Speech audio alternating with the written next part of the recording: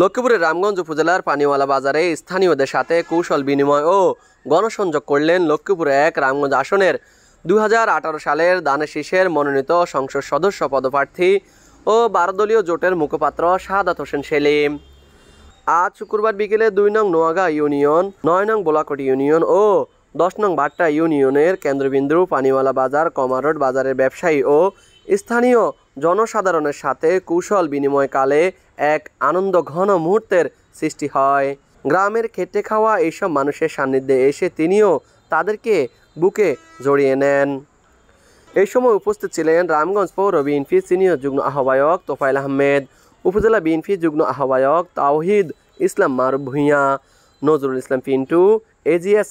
কাশেম, উপজেলা যুবদলের সাবেক সাধারণ সম্পাদক কবির হোসেন কানন পাটোয়ারি, পৌর যুবদলের সাবেক সাধারণ সম্পাদক আব্দুল সাত্তার মজুমদার, লক্ষ্মীপুর জেলা যুবদলের সদস্য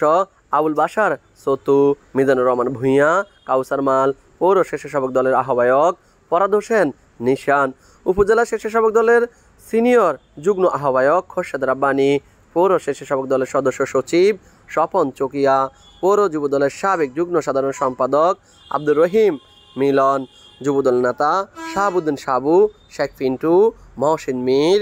মোর্শেদ চকিয়া সহ ইউনিয়ন বিএনপি, যুবদল, ছাত্রদল, স্বেচ্ছাসেবক দল সহ সকল সহযোগী অঙ্গ সংগঠনের অসংখ্য নেতাকর্মী এই সময় উপস্থিত ছিলেন। Mohammad Raju Hossain, RSN TV, Ramganj, Lakshmipur.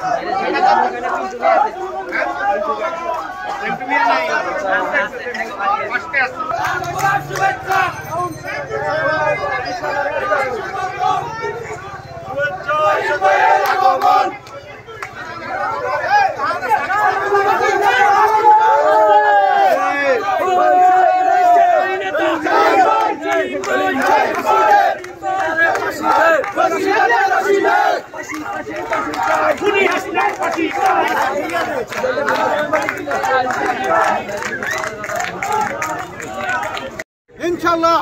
আগামী দিনও বাংলাদেশের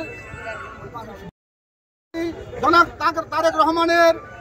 নির্দেশে আমরা আশা করি উনিও আগামী দিনে এই রামগঞ্জে মনোনয়ন পাবেন।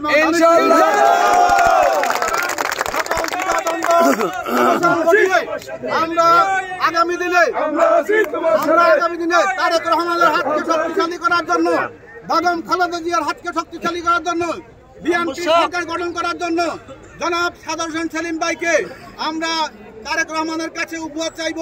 এবং যেন উনি আগামী দিনে এই রামগঞ্জ আসন থেকে বিপুল ভোটে ধানের শীষ প্রতীক নিয়ে এমপি নির্বাচন হয়ে পার্লামেন্টে যাবে এই আশাবাদ ব্যক্ত করে আমি আমার বক্তব্য